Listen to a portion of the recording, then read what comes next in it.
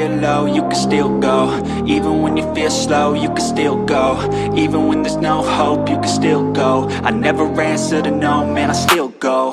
Go, go, go, go, go, go, go, go, go, go, go, go, yo, go, go, go. I am an ancient storyteller, weaving tales of rivers that flow not just through lands, but through the veins of our lives. One such river is the sacred Ganga, whose waters have touched countless generations and shaped the rhythms of life in Uttar Pradesh, India. Allow me to share her story from the perspective of both rural and urban lives, tracing her influence from birth to death.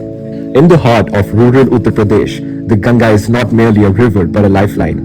At the birth of a child, villagers gather by her banks offering prayers and seeking her blessings. A few drops of her water are brought home to bless the newborn, symbolizing purity and protection. As the child grows, the Ganga becomes a silent witness to life's milestones. Farmers depend on her waters to irrigate their fields, her seasonal floods bringing fertile silt that nourishes the land. Her presence is deeply entwined with the rhythms of rural festivals.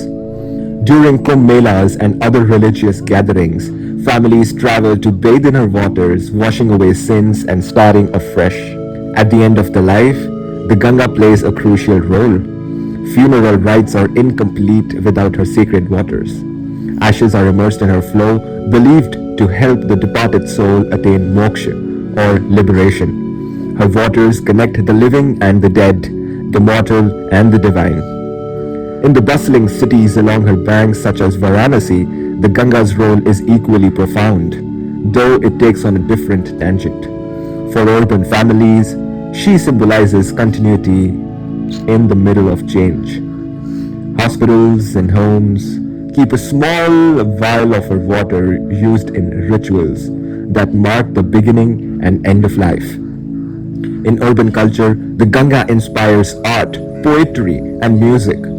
Her ghats, particularly in cities, are vibrant hubs of daily life. People gather there to meditate, perform yoga, and seek solace in her timeless presence. For many, a morning dip in the Ganga before heading to work is a spiritual ritual that cleanses the mind and body.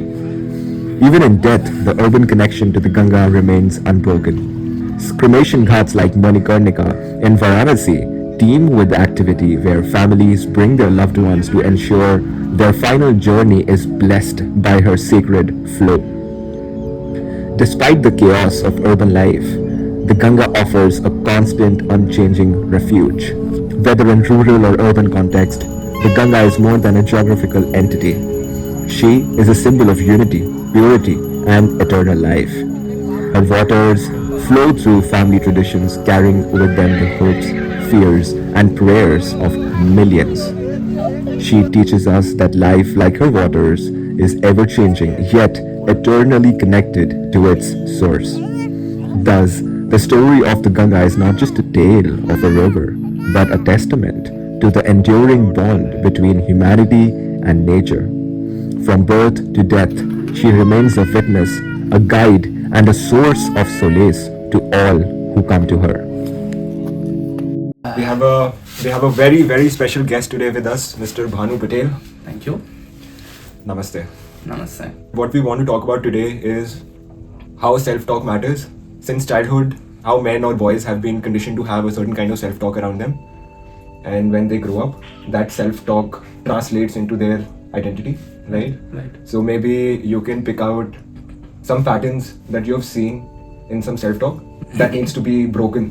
What do you think is the biggest sabotaging self-talk men have since childhood? That men are supposed to be strong. You're not supposed to cry. You're not supposed to feel emotions. Becomes a barrier for men to feel fully, express themselves fully. It is where we men mostly suffer. To break this, the self-talk that we should tell ourselves like we deserve to be ourselves, to feel our emotions, to just be our authentic selves, just to flow with life. We have another special guest who's a master of self-talk. Let me mention, this is Mr. Ashutosh Singh. Where it is actually coming from is that feeling of, or the belief of not being good enough. So men are mostly always trying to prove themselves by either in terms of earning more money or more success, or in terms of maybe having sexual relations with multiple women, or maybe in some other form, or sabotaging them in behaviors of such as like alcohol or other addictive behavior. But ultimately, it's all about just one belief, one thought, which is that I'm not good enough. And that's where the need to prove comes from. That's where need to earn so much money comes from. So what, and it's also not just for women, or not just for men, but it's common for women also, that like everyone is trying to fill an internal void from the external things. So next question is that the men since Stone Age have done a lot of physical work by hunting for food or taking care of the family, to buy groceries, or till this modern age, we've been physically working a lot. Yeah. But is this trend declining, that men are not physically active to the point they used to be? This is so evident. I think there's been a lot of disparity. So there are men who are like very, very, very active. Okay, men, if you look at some, but that is a very small proportion of men. If you pick them up, they are like, no one was running like 200 kilometers or 1000 kilometers. They are men like who have done things which for most people are impossible. They have reached to that level. But most of the men will still lie in that zone where they are physically not fit enough. Like they cannot even take a 1 kilometer run. They will not even that. What do you think, Banu? In a fast-paced world right now, a lot of bombarding with knowledge and social media. We are much more into instant gratification right now. There's a lot of free sex, a lot of free pleasures around here. That might be one of the reasons for not being our best at proving our potential. And also if you consider the old days, there the man has to prove his worth to attract his mate, to be a provider. But right now, it's not the case. It's just if you got money, if you are, providing enough for them, there's a much more chances of getting a mate. So it might be one of the reasons for us to just narrow down ourselves. Yeah. We're not chasing that appearance, working on our appearance. Is it so? Can I add on to that? Yeah. So earlier, like when 1,000 of years ago, or even 100,000, 10,000 years ago, the role of man and woman were very different. Of course, like it was the man has to play that role of being a protector and provider. The role is somewhat the same, but how it's done has completely changed. So earlier, in order to be a protector or provider, you have to have that physical strength, and that's what would attract a woman for you, because no woman would want to be a man who cannot protect. Now we don't live in a world where we are always fighting. We are not living in jungles. Okay, so now the role of a protector and provider is more in terms of money. Money, and if you have a house, which is like most people now already have it, and also the money is also this is also a little complicated, because now even women have started earning money. So earlier, which was never happening, I think, and now so still I think now also, I feel also understand that, because everything is always evolving. So role of man and woman will also evolve. So it will be more now. The role of the man is more also is not just physical, like being a provider and protector, but also being an emotional safe house. Being a protector and provider in terms of that your child or a woman can rely on you, that this emotionally, that this is strong in terms of emotionally. Do that again. If I am as a woman, I am having a bad day, so I can lean on my man emotionally, and he will not like, I don't want to hear you, or I want to go out with my friends, or why are you always complain. So if a man is responding like that, then there is no emotional capacity to listen to the woman. So that's how the roles We've evolved. we are always evolving. And adding to that, to make this possible, it is necessary for a man to regulate his emotions first. He has to learn how to regulate his emotions, so that he can also provide a space for his people. So that is why we are struggling a bit, we men. We don't know how to regulate our emotions. As we learn, like we are not supposed to feel our emotions during our childhood. We are meant to, be tough, be strong. So it's a lot of work. On that, being tough and being strong, what do you think is the self-talk that goes inside a man when he is going to the gym and he's lifting weight and growing those 16-inch biceps?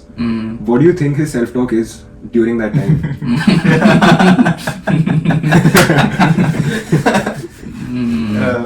Let's start with Bhanu. It varies. I mean, for me, it was like I'm gonna be ripped off like full jacked person at some point. I need to grow my muscles now. It's like coming from there and also pushing the limits. When the self talk comes, like when the critic comes, I can't push one rep. I'm done. There is a limit now. I'm done. There the self talk comes and just one more rep, pushing that, achieving that, imagining, like visualizing myself becoming that person, full muscular. Just imagining, visualizing that image can make me push one more rep more. So that is self-talk for me. It varies. But why are you doing it? Why I'm doing it? It's self-love. It's coming from a place of self-love. I want to look better for myself, and it represents for myself, and also what it brings, like confidence, right? So for that, That's a very good question, because I was thinking of that only because earlier the motivation for a man to be physically strong was needed. It was actually needed. It was needed for survival. It was needed to attract the woman, and that was also part of survival. But what about today? So the why has changed to be physically fit, to push yourself physically. So what it is for you? Didn't see that coming. So for me, I come from a place where I look at businesses. We live in a society where businesses are forcing products into our system. Like Colgate toothpaste has been forced into the system. We never required that product. So similarly, the fashion that is evolving around us is sort of pushing us to be having that kind of physical appearance. Like everywhere you see models are wearing those tight t-shirts that represents that you have to be muscular, and more men want to look like that, so they go to the gym just to be able to wear those clothes. So I come from that place where men are trying to catch up with the trends in the society. That's why they go to the gym. Otherwise they themselves don't know why they require it, just like the toothpaste. Yeah, very true, very true. और आपके पास कोई question है? I can answer this one. Why I work out? Why do you work out? So for me, there are multiple things. One is I always look at the effective, like what is effective. So if you want to live an effective life, I think it's very important to work out, and especially in the morning. That's when your brain works the best. And there's been like so many research now on telling us about the brain benefits of working out in the morning. Even in the evening is there, but just working out in the morning, it's good for the memory, it's good for the your long term, whatever disease you might be having in the long term, and the longevity. So if like pharmaceuticals could make a pill which would be equivalent to the benefits that exercise would give, then that would be the costliest pill in the world. But that is actually it's actually free, but we have to make efforts for it. So one is the living an effective, joyful life. Second is also, as a man, I think it's because throughout our evolutionary history, we have been always facing challenges, and mostly physical challenges. So somewhere it gives me a sense of meaning, and I think that's true for every man, that having some sort of challenge, or you could be growing a business, that is a challenge that you took on yourself, and like you are enjoying that challenge. So for me, it's also there, like in what I do in my work, but on a physical level also, it gives me some sense of meaning, that when I'm pushing myself physically. And at the same time, for me, it's an exploration. Like what are the limits of my body and what am I capable of? Like also, it's a form of art, like movement is a form of art, also an expression. Very subtle. By the way, I want to integrate, like we have been working out in the morning. Yeah. We take out at least an hour to get up from the bed and go to the ground and move. Activate the body. Activate the body. In the mornings. Yeah. Yeah. And what sort of changes you've observed probably from the life you had earlier when you were, let's say, not working out in the morning to the present, like fast forward, you're working out in the morning. Have you observed a change in your, again, like self-talk or you've observed changes in your body? Would you like to share something? Yeah. Basically, for me, winters are like lazy months. Here, working out every day, waking up, activating body gives a perfect start for the day, and it also warms up body. So I don't feel that urge to go and just snuggle myself, cuddle myself in warm blanket. So that is one thing that added for me here. Coming to self-talk also, exercises gives us a mental strength to No, while you're working out. while working While out. working out, what is your tangent of self-talk? Is it something to do with what you want to do for the rest of the day, or what you want to do in the rest of your life, or how is it? For me at that time, no, I just be in the present. Then I'm not navigating anything there. I'm just able to see where is my limit, and how to cross my limit each time. Know my limits as well. Also able to push them and bring self talks there, and handle myself there. Yeah, I'm pretty much in the present there, just pushing my boundaries, limits. Yeah. So how is it for you? So I don't have a self-talk, first of all. Like there are that is the best time of the day for me, because I'm not having any dialogue. Right. My mind is empty. I enjoy that space of having no thoughts. I try to focus on my breath, because most of the times when I'm working out, I'm used to work out, I was breathing through my mouth. But then later, after watching a lot of videos of super functional men, I realized that they always talk about breathing through nose, having a control over your breath. Like when I'm trying to break my limits, that happens with how you regulate your breath. Like I want to run an extra kilometer, I need to have a relationship with my breath, Like how do I regulate my breath so that I can do 1 more kilometer of run? Right? So I try to bring my attention towards breath, or if my neck is hurting, which usually hurts these days, so I try to have a picture in my mind, because I can't see my neck, that how is the posture looking, but I can imagine in my mind that okay, I think I need to adjust the posture, and right now I think my neck is aligned. So this is the kind of self-talk I go about in my head. So I've been working out in the morning since 2019. Right. So it's been like 5 years, and I've stayed like fairly consistent in last 5 years. And before that, I was working out in the evening. But yeah, and yeah, for me, it just has to be there. Now it's become such a routine thing. It has to be there, and like I talked about effectiveness. For me, it's like a productivity hack. If I wake up early and I work out, I am going to be much more focused in my work. I will be less prone to using social media or doing things for short-term pleasure. And yeah, if I talk about the self-talk part during the workout, so it's also that time not much of self-talk there. Sometimes in maybe when I'm doing something which is really hard and I'm struggling, maybe that time that self-talk can come. But it's the mindset, I think, which is most of the things are happening when I'm not working out. That mindset is coming into the picture, and how I want to go about it when I'm actually not doing it. I would say it's for me a way of training my mind. So that's why I want it to be hard most of the times. Sometimes I'm easy also on myself, but I want my workouts to be hard, because for me that's training the mind and training me for the day for any challenge to come. Right. But yeah, like I am very present. I am also very present, and hardly much is going on in my mind. Just do. One more thing I'd like to add, as men, we do a lot of go back to the jungles. Okay, go back to the Stone Age. We would have a lot of random movement, right? It is not always like a animal that I have to hunt will come like this and I will sprint in this direction. The animal can come from any direction. So we have to be ready to be spontaneous and move in that direction. And the way we've been designed, I think so. I'm not sure. If we shout, like you must have seen me shouting during the workout. Yes. Yeah. When we shout, it gives us some power. Like it releases some power. Like I'm about to give up, okay, and I'm sprinting. But if I shout, you would realize that it gives you that explosive power to go for it. I think it scientifically what is happening in my body mind, I don't know, but I just know that when I shout, I was walking for 6 hours a day, and at the 6th hour I would feel like just collapse, okay. But if I shout, I don't know from where the energy comes back inside, It's like eating food. It gives me energy.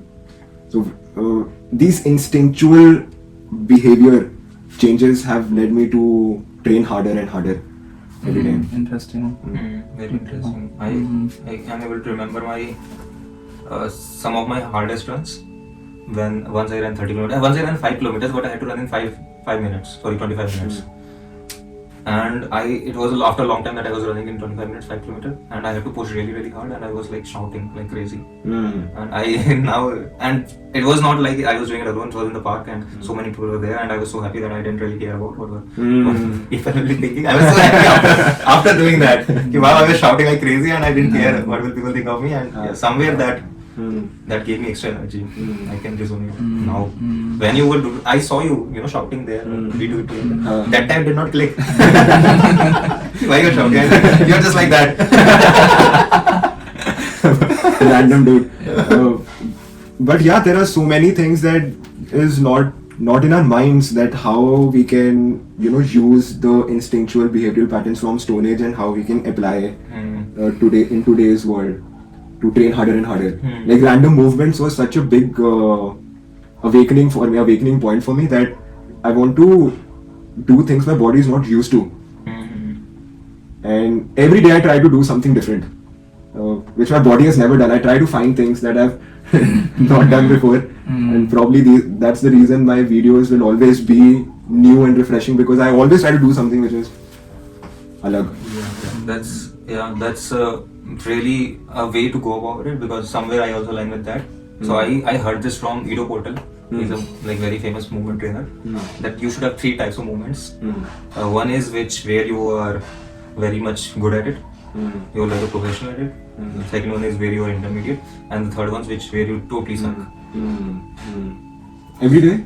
Not every day, but These 3 movements. These 3 forms of movement you should have. Not just the ones which you are just really good at. You should always be training something which you are not good at, because then you are also being more aware. You are conscious more when you are learning something new, and that allows us to be more present. Also, I think it somewhere builds new neurological patterns in our mind. So, and the more the neurological patterns of movement, the healthier the mind is, the brain is. Amazing. So get that movement, 3 patterns of movements In our daily lives. Yeah. Yeah, and don't go to gym. So I came across something today, like clapping our hands together. Yeah. So basically one thumb is come upward.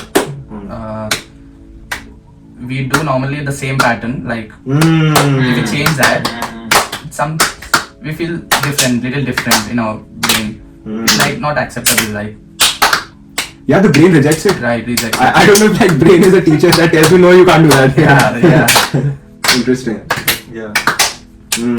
I came across one more exercise. It's like you have this thumb open in your left hand and little finger open in your right hand. You know this one? Yeah. Huh? I don't. So the next part of this thing is that you have to shuffle. Shift. Oh. Yeah, you open this little finger, close this thumb, close the little That's finger, hard. open the That's thumb. hard, yeah. Yeah. So I've practiced this before. Yeah. So Sucks. Yeah. So I don't even remember क्या करना था. alternate है, ये thumb है और ये little finger है ना, तो ये alternately open and close करनी है. Okay. ये close किया, ये little finger open किया, ये close किया, ये thumb open अच्छा किया. तुम why are you doing this? I've programmed my mind that if you do like this, it becomes easier for you. Oh. Like this is my programming that I've done To make it easier. to make it easier. Matlab, you can do it like, if you want to do it like this, I think I'll not be able to do it. yeah.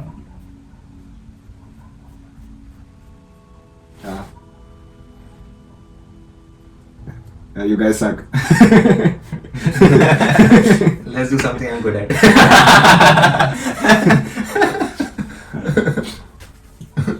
सही है. So we'll close this. Today's podcast.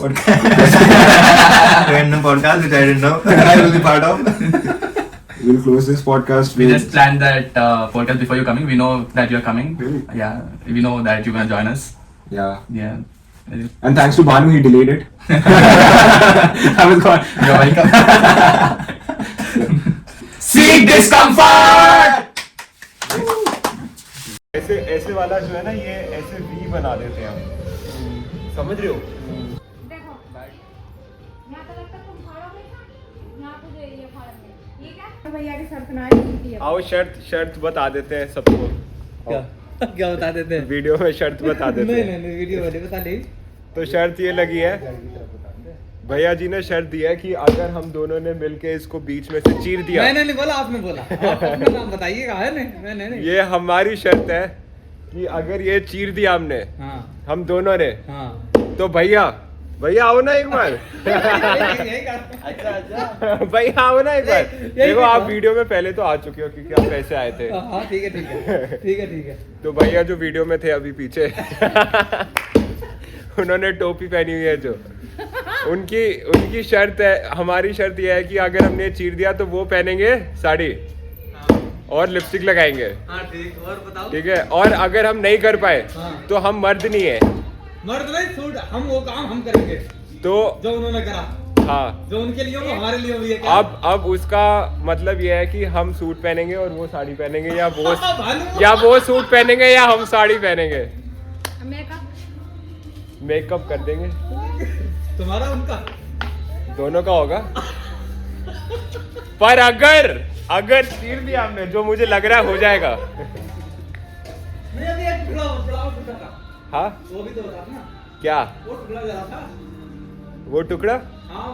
वो भी करना है? और नहीं, एक ही है। वो क्या होगा? एक ही है, शर्त एक ही है। ये वाले भैया है वो। चलो वो तो सही है।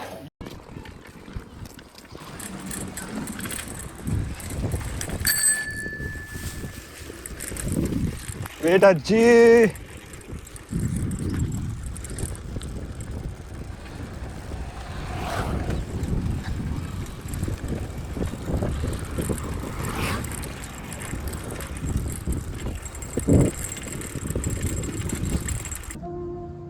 You shake and release. One more time.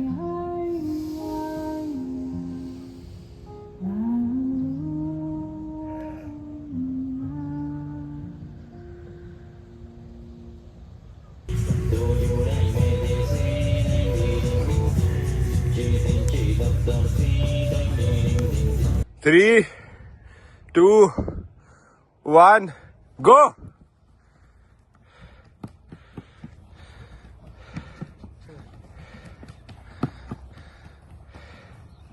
Yeah!